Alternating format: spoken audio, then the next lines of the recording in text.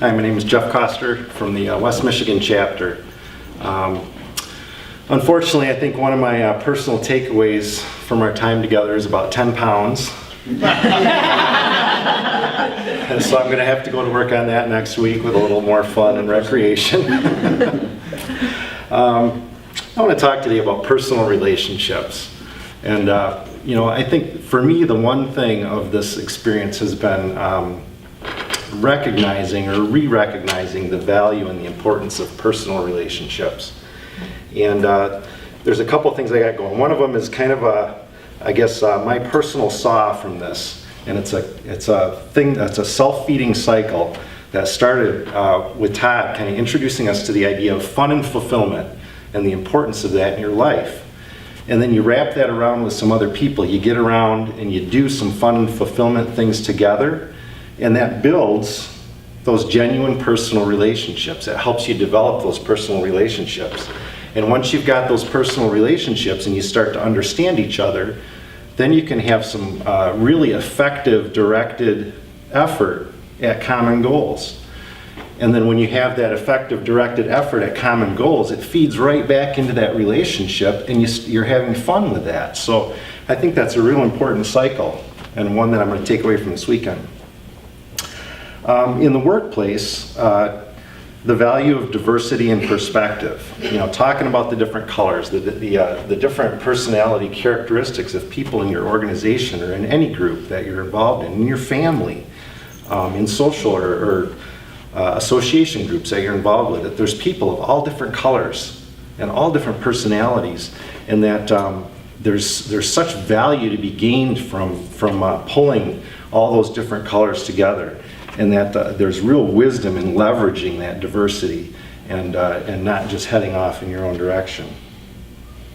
And I think one of the fruits of that is you get superior results. If you take the time to understand and listen to those other points of view and really develop those relationships so that you have a good understanding, not just a superficial level, but you feel like you know that person, you understand where they're coming from, and you can use that to temper your own opinions of things, and I think you just get superior results that way. You can do some planning, pull all those ideas together, and again, table talk plays into that. You hear all the ideas, you listen to them, you get them on the table, and I can't tell you, probably, 10 or 12 times in this experience, the different groups that we got involved in, Todd would throw a challenge in front of us, or Marcia would throw a challenge in front of us, and right away, I got an idea. I think I know what to do here, and that's the, on that hub, that's my red. I think I know what to do here. Let's go, and then, then you've got the opportunity, which Todd continually reinforced. Let everybody put some input into this. Get everybody involved. Listen to what everybody thinks, and again, 10, 12 times maybe as it went around, even though I would jump to that first conclusion already of what the right thing to do was, I heard an idea that was better than mine. I didn't think of that, but that's good, and I think just creating opportunities for that to happen in your life and in the groups that you're involved with is important. So then I guess putting the ball in play for CFMA or at work, just recognizing the power of shared goals, challenges, and for some of us, the power of shared traumatic experiences around the pool fire. It really helps. That's another thing that really solidifies those personal relationships. We have common points of reference in our life. Even if it's just a short little 3-day event, we connect. We connected there. We had a genuine connection there. We really did something together. And one of the first things was in shared goals. Michelle, before the conference even started, you should give her kudos for this. Before it even started, Michelle threw out an email. Hey, my flight's coming in. Noonish, 1 o'clock. Anybody want to catch a ride together? What a great idea. And it started a little conversation. And so then we just started working that together, and people threw a couple ideas out, and hey, we got a plan. We had a mutually beneficial. We met a lot of our needs, more needs than probably we even recognized we were going to meet. We got a ride from the airport. We got it covered by CFMA. And here we got 6 of us that are headed to this development conference together in a car ride for 40 minutes through the beautiful countryside, starting to develop our relationship already before the conference even started. Unbelievable. Really, really cool. So one of the things I need to do, though, is it was such a great experience. I need to learn some of these skills. I need to pick up how do you get people into those situations? Well, because I wouldn't have sent that email out. I wouldn't have. But Michelle did, and she opened the door. And, I wouldn't, force the group to, stack these rocks, and here's the rules, here's what you got to do, and here's the biggest rock you can use, and, lay all the groundwork and get to it.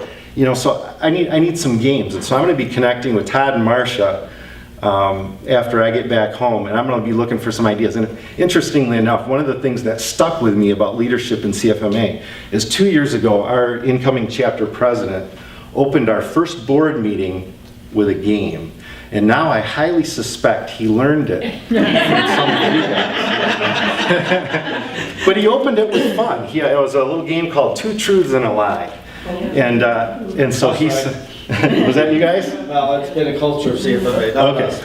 So anyways, Andy really picked that up on that well, and he opened our first board meeting of the year with a game. And it was fun.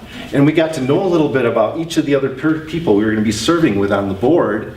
And we got a little taste for their sense of humor, because you got to throw that lie in there and make it a little tricky, try to throw people off the...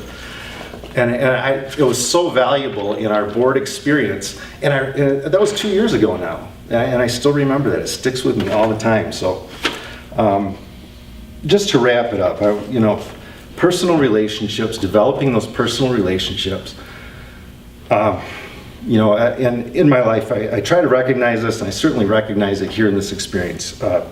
People are valuable, and they're interesting, and they're complex, and they're beautiful, and powerful. And the power of one, I think, is the power to make a solid investment. I can make a solid investment in people, in relationships with other people that can walk beside me, both at work, at home, in the CFMA Association. And so I think that solid investment in those relationships, it's not only the one thing, it's the right thing. That's what I got. 1, 2, 3. Yeah. Oh, man, I tell you what, it's like my mind's all over the place. But first of all, you experienced Spring Creek. Yeah. You summed it up. Second of all, thank you that the car actually made it up here instead of finding some cool pub and never coming. That's been known to happen. Third, leading through guiding. Someone wants to be asked to have fun. Someone wants to be asked to get involved. Someone wants somebody else to say, will you help me? And then if you build that group and share that time, we'll do it. At work, someone wants to know they're appreciated. At the chapter, that'll be the power of one. So take that back. Be that leader by guiding. Use your different gifts and make sure everybody's having a good time. Thanks so much. Thank you. Thank you.